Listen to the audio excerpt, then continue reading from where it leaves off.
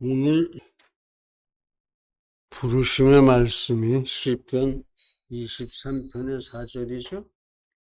내가 사망의 음침한 골짜기로 다닐지라도 겁나겠죠. 무섭겠죠. 그럼 해가 있을 테니까, 가해 행위가 있을 테니까.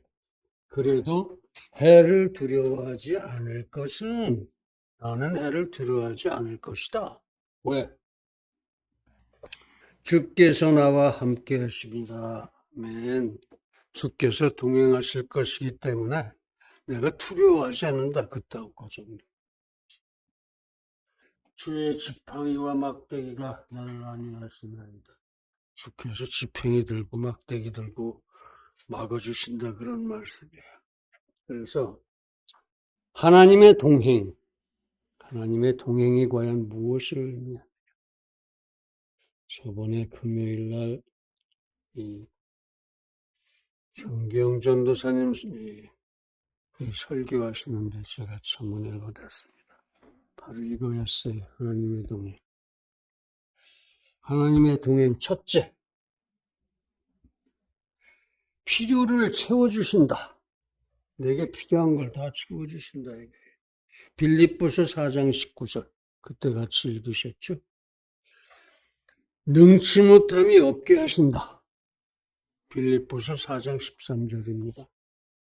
뭐든지 할 수 있게 해주신다. 능력을 주셔서.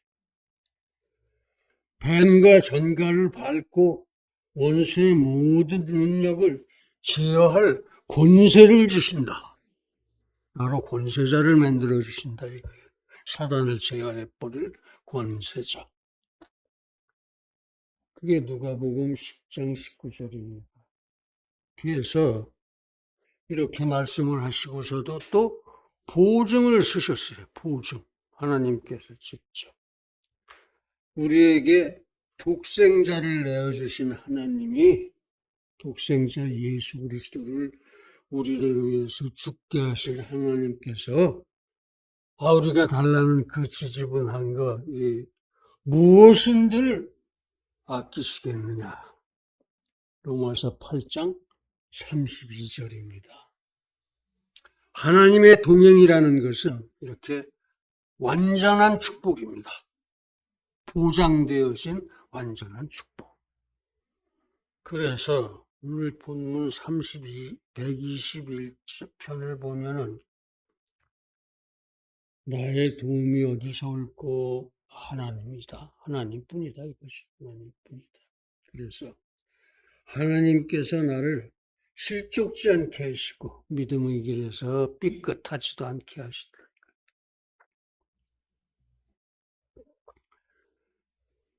이스라엘을 지키는 자는 이스라엘은 옛날에나 이스라엘이지 오늘날에는 어떻게 해석하느냐. 하나님께서 작정하시고 선택하시고 예정하신 자들, 이게 이스라엘입니다.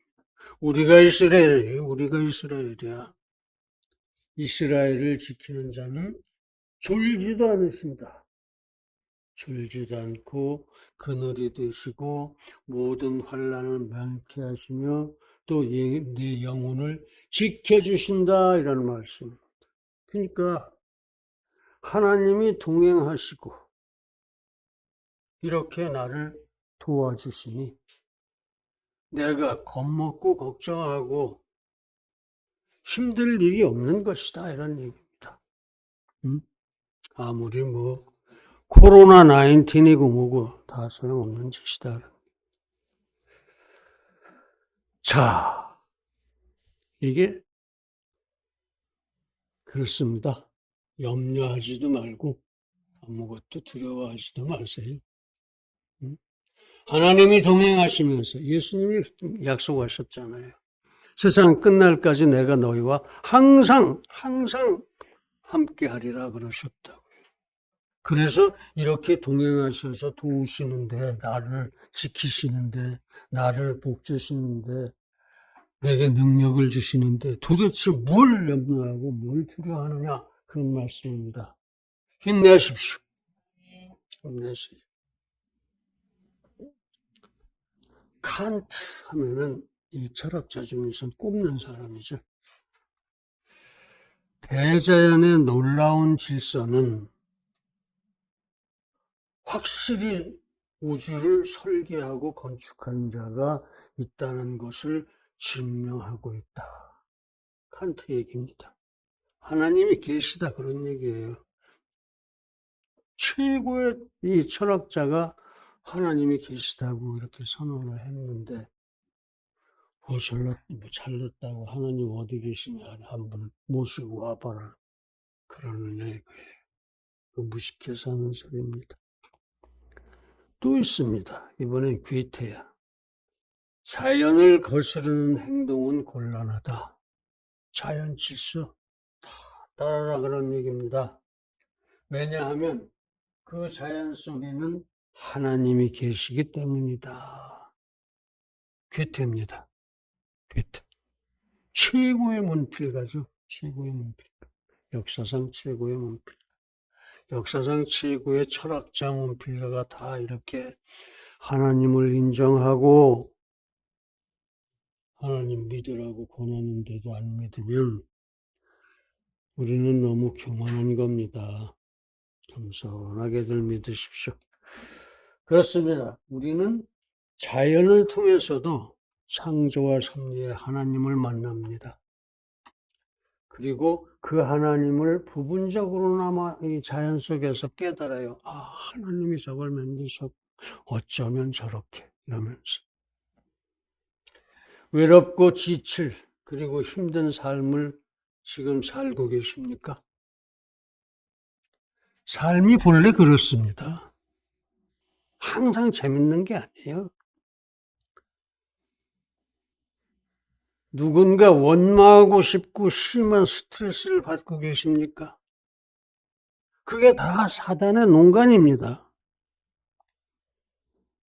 사단이 괴계를 부리기 때문에 우리가 그렇게 외롭고 지치고 누굴 원망하고 싶고 스트레스를 받고 그러는 거예요. 응? 사단의 괴계 때문에 그게 사단의 괴계예요.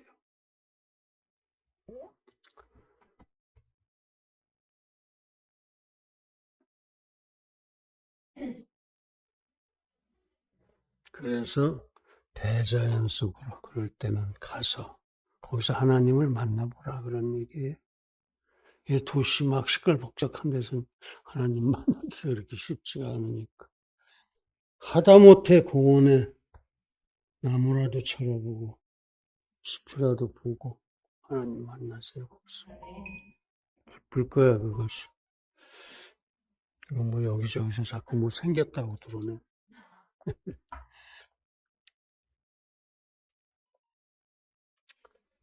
거기서 완전자, 창조주 하나님을 만날 수 있습니다. 공원의 나무 한 그루에서. 그러면 그렇게 해서 하나님을 만나면 사단은 즉시 물러납니다.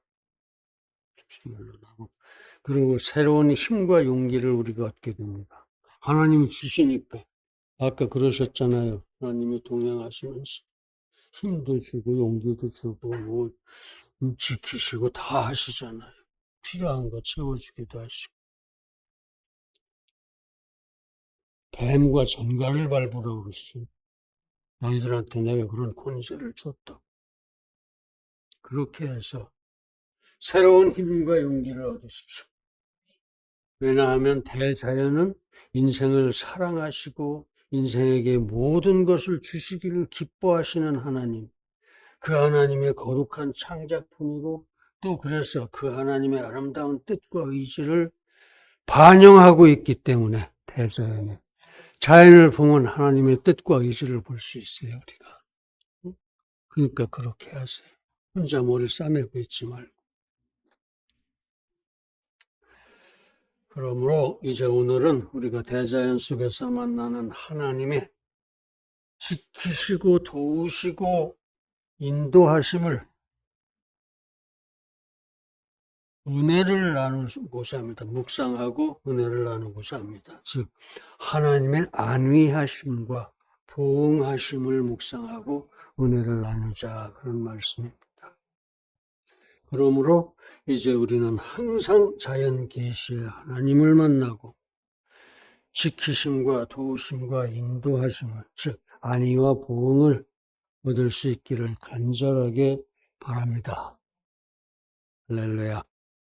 첫 번째, 안위가 뭐냐? 지켜주시고 도와주신다, 그런 뜻이에요. 안위란 몸과 마음을 편하게 해주고 위로해주는 것입니다. 그렇습니다. 우리는 매일 매스컴을 통해서 수많은 사건, 사고를 접합니다. 그만큼 우리 삶의 주변에는 너무 썩어서 상처와 죽음의 그림자가 항상 도사리고 있습니다. 사단이 그렇게 만들어놨어요. 어쩌면 하루하루 살아남는 것 그 자체가 오히려 기적이라고 말할 수도 있을 정도로 고약합니다. 그래서 우리는 눈앞의 현실만을 바라보며 안타까워하기만 하는 버릇을 가지고 있습니다. 이건 나쁜 버릇이죠. 세상이 그렇게 흘러가면 오히려 더 적극적으로 일어서서 하나님 왜 이러십니까 하고 기도해야죠. 그러나 만약에 우리가 대자연을 바라보면서 그 대자연을 창조하시고 섭리하시고 운행하시는 하나님을 바라볼 수 있다면 그런 버릇, 그런 소홀함 따위는 넉넉히 떨쳐버릴 수 있습니다. 왜냐하면 그 창조와 섭리의 주님께서는 택하신 백성, 우리들입니다. 택하신 백성을 결코 버리지도 떠나지도 않으시겠다고 약속하셨기 때문입니다. 한눈도 팔지 않으시겠다고 그러셨어요. 그렇게 하나님이 옆에 계신데 뭘 두려워하고 있느냐 이겁니다. 내가 사망의 음침한 골짜기를 다닐지라도 해를 두려워하지 않을 것은 주께서 나와 함께 하시니라. 동행하시니까 그렇다는 거예요. 주의 지팡이와 막대기가 나를 안위하시나이다. 아멘. 지팡이로 지켜주신다. 그냥 사람들 지팡이 정도가 아니겠죠. 내가 산을 향하여 눈을 들리라. 나의 도움이 어디서 올꼬? 나의 도움이 천지를 지으신 여호와에게서로다. 아멘. 그렇습니다. 천지를 지으시고 그것을 당신의 기쁘신 뜻대로 이끌고 나아가시는 하나님은 그 택하신 백성을 결단코 잊지도 버리지도 않으십니다. 떠나지도 않으십니다. 우리를, 나를. 지금도 이렇게 같이 계시다는 말씀이에요. 지금도. 그렇습니다. 줄타기를 할 때, 우리는 안 해봐서 잘 모르시면, 줄을 보고 땅 아래를 보면은 떨어진대요. 겁이 나서. 근데 줄을 타면서 상방 15도 이렇게 이를 보면은 하나님이 보이고 그냥 줄을 안전하게 멋있게 탈 수 있답니다. 해볼까요? 이건 좀 심하다.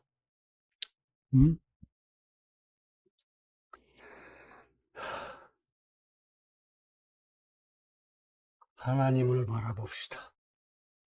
그렇게 거기서 하나님을 바라볼 수만 있다면 우리는 더 이상 아무것도 염려하고 두려워할 것이 없습니다. 그러지 말라고 그러셨으니까 하나님이 온 천하에 창조 섭리자이신 하나님께서 염려하지 말라 그랬으면 염려하지 않는 거예요. 두려워하지 말라 그러면 두려워하지 않는 겁니다. 염려할 것도 아무것도 두려워할 것도 아무것도 없습니다. 도리어 주께서 주시는 안위로 기뻐하고 감사하면서 우리는 독수리처럼 비상할 수 있을 줄 믿습니다. 이제 우리 모두 하나님을 굳게 믿고 과연 오늘도 주의 은혜와 진리 안에서 넉넉히 승리할 수 있기를 간절하게 기원합니다. 다음은 이제 보응이에요. 보응. 인도하시고 갚아주신다 이거예요. 죄지면 죄값을 갚아주시고 죄지지 말아야죠.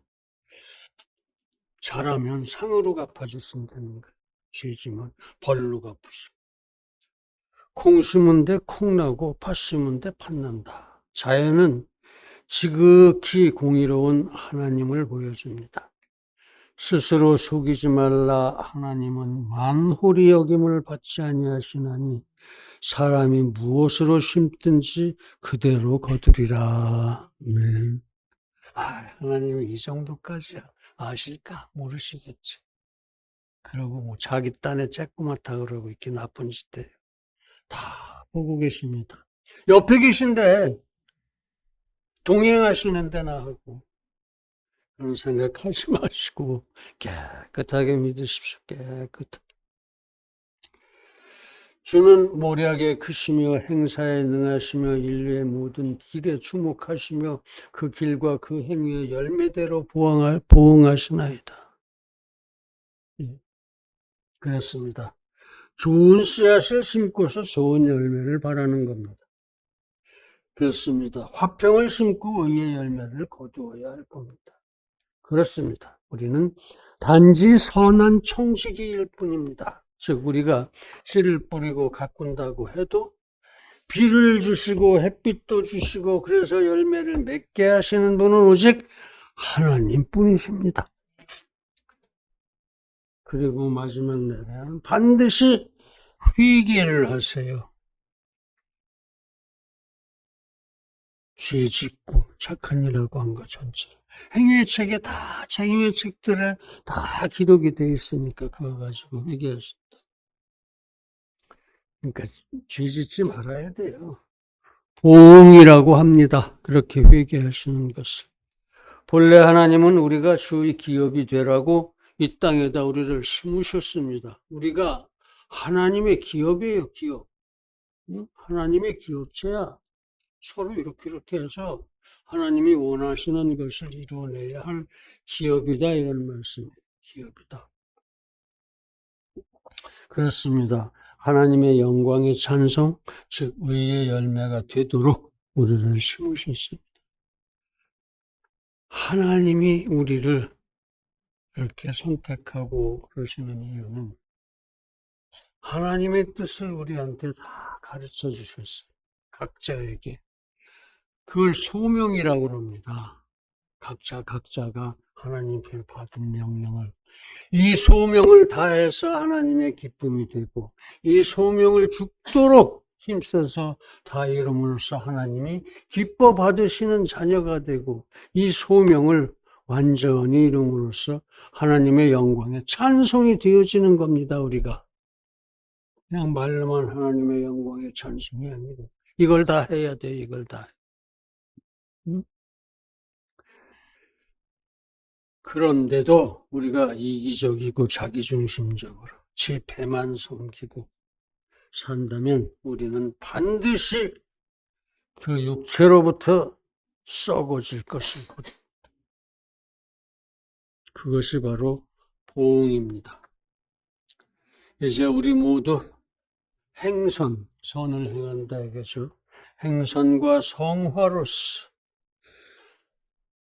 하나님의 영광의 찬송이 되어 하나님의 형상을 회복하게 될 것을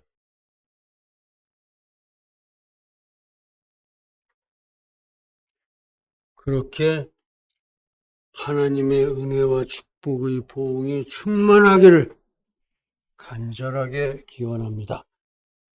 사랑하는 성도 여러분, 아무것도 염려하지 마십시오. 아무것도 두려워하지도 마십시오. 그 시간 낭비입니다. 하나님이 함께 하십니다. 그 하나님이 안위하시고 보응하십니다. 끝까지 믿고 잘 하십시오. 또 하나님은 절대로 나를 떠나거나 버리지 않으십니다. 한눈도 팔지 않으십니다. 그러므로 우리 강하고 담대하게 사십시다. 하나님이 내 편인데. 그렇게 이제 우리 모두 주의 은혜의 진리 안에서 끝까지 능력받고 넉넉하게 승리할 것을 예수님의 이름으로 축원합니다. 할렐루야. 기도하시겠습니다. 거룩하신 아버지 하나님, 코로나19이 위협적인 두려움 중에도 우리는 하나님만 바라보고 하나님만 생각하고 주여 우리가 강하고 담대하게 오늘까지 지켜왔나이다. 끝까지 우리 가족들 모두 먼지도 묻지 않도록 주님께서 지켜주시기를 원합니다. 예수님의 이름으로 기도드립니다. 아멘.